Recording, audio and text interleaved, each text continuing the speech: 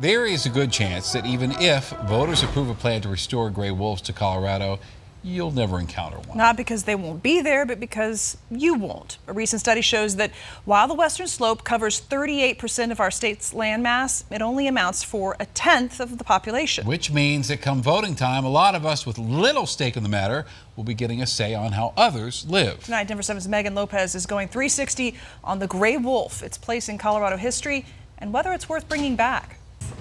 It's something that happens every election. Signatures are gathered, reviewed, and then issues either make it on the ballot for voters to decide or they don't. This issue, though, is a first of its kind. This is momentous.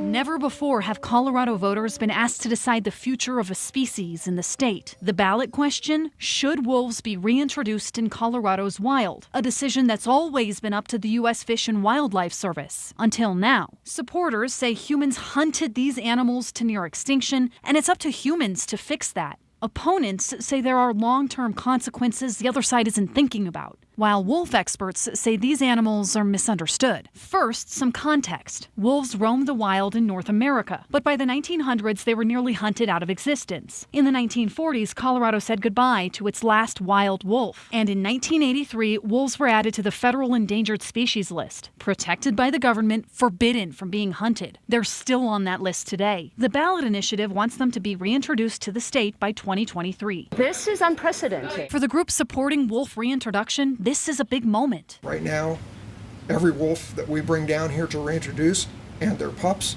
are extremely precious. The Rocky Mountain Wolf Action Fund gathered more than 211,000 signatures in support of this, including There are hundreds and hundreds and hundreds of signatures from the Western Slope. where ranchers would be affected the most. For them, humans took the wolves away, so we should bring them back. They say there's always been bureaucracy with the U.S. Fish and Wildlife Service making this decision, and this It is about a moment in our history where voters can actually have a say in what is going on in our wildlands. We don't think that's appropriate. It's really reckless. for opponents like the Colorado Farm Bureau, We don't have to worry about a large apex predator decimating livestock herds. this could have devastating effects on ranchers. We've got ways to sort of manage and protect our herds. Wolves throw all that into chaos, really. They say the science doesn't support reintroduction and that Denver's majority of voters who won't be directly affected shouldn't decide the fate of those who will. The people on the Western Slope who are going to have to live with this on a daily basis. There is a reimbursement requirement in the ballot for ranchers who lose livestock to wolves, but It's a very imperfect way of trying to put a Band-Aid on something. It doesn't include compensation for the future calves or lambs. so they say while the intentions are good, the initiative is a mistake. I've been basically studying wolves for, if you will, 40 years. Wolf experts disagree. We take significant steps to reduce that, such as for the rancher training dogs to protect their herd because wolves are very risk averse. That's an alpha male wolf. This wolf sanctuary in Guffey This is what a wolf can do to a metal bucket. believes these animals are just misunderstood. We wanted to show people that wolves aren't something to be afraid of.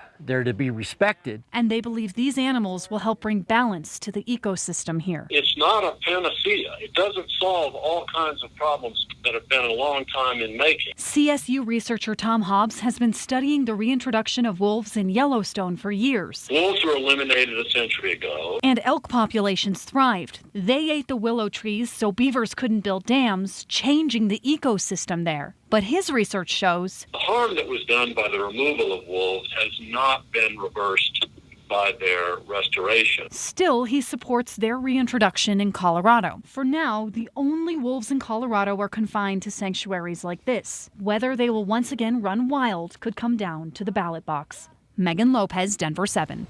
And these signatures do still need to be verified. That seems likely. We want to hear from all of you, but especially if you live on the Western Slope. Send us an email with your thoughts to 360@thedenverchannel.com.